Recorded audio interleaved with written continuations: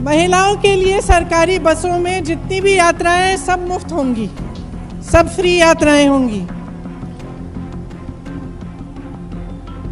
अच्छा, सरकारी पदों में जो पहले से आरक्षण के प्रावधान हैं उनके अंदर महिलाओं के लिए 40% होगा।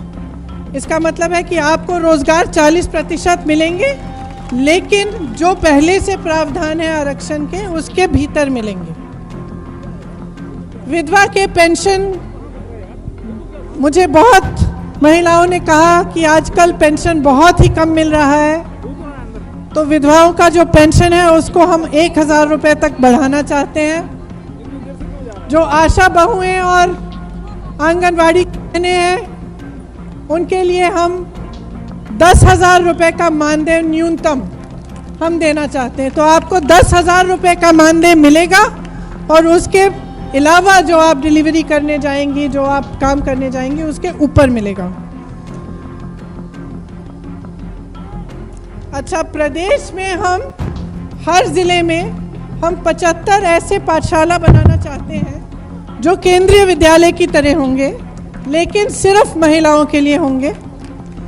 और उसमें आपको सिर्फ पढ़ाई नहीं, लेकिन अलग अलग हुनर भी सिखाए जाएंगे और आपको तैयार किया जाएगा कि आप अच्छे अच्छे रोजगार आपको मिल पाएँ और आप आगे बढ़ पाएँ। 70 साल लगे पेट्रोल को 70 रुपए के दाम पर आने के लिए, और 7 सालों में 100 रुपए तक पहुंच गया है। डीजल का दाम देखिए, आपको ना गन्ने का दाम मिल रहा है, ना गेहूं का, ना धान का। बिजली की बड़ी बड़ी बिलें आ रही हैं, खाद नहीं मिलती, बीज नहीं मिलते, गैस सिलेंडर आपको पकड़ा दिए गए। आज क्या आप गैस सिलेंडर खरीद सकते हैं? उसको दोबारा से भरवा सकते हैं? छोटे छोटे जितने भी व्यापारी हैं, दुकानदार हैं, जीएसटी की वजह से उनको कितना नुकसान हुआ है, कोरोना की वजह से कितना नुकसान हुआ है। ये एक बहुत बड़ी लड़ाई है। ये सिर्फ कांग्रेस पार्टी की लड़ाई नहीं है, ये देश की लड़ाई है। मैं उम्भा गई, अध्यक्ष जी ने सोनभद्र की बात की, वहां पे नरसंहार हुआ था, किसान को मारा गया था, वहां भी आदिवासी थे, पुलिस ने घेरा, जमीन की माफिया ने घेरा, मारा पीटा, 13 लोगों की हत्या हुई। उस समय भाजपा की सरकार ने यह नहीं समझा कि उनके क्या अधिकार थे।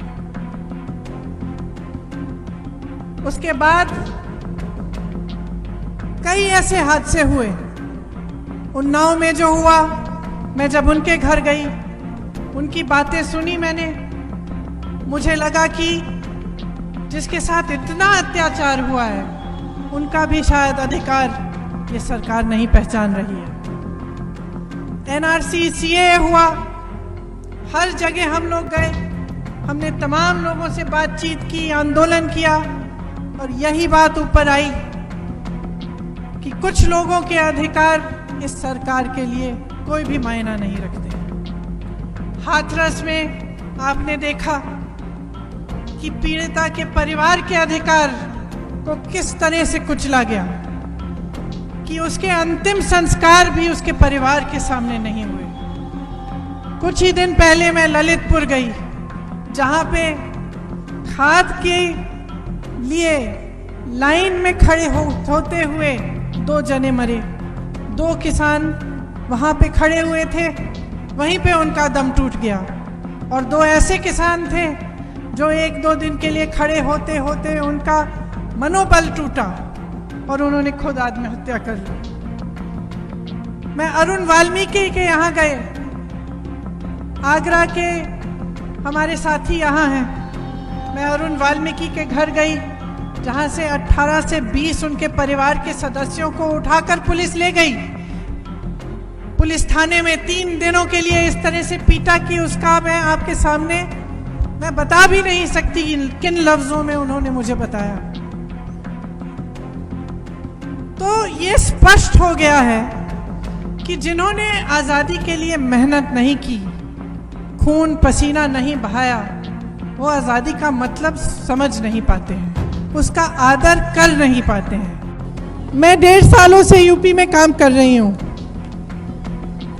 आपकी तरह मुझे बहुत सारी बहनें बेटियां मिलती हैं।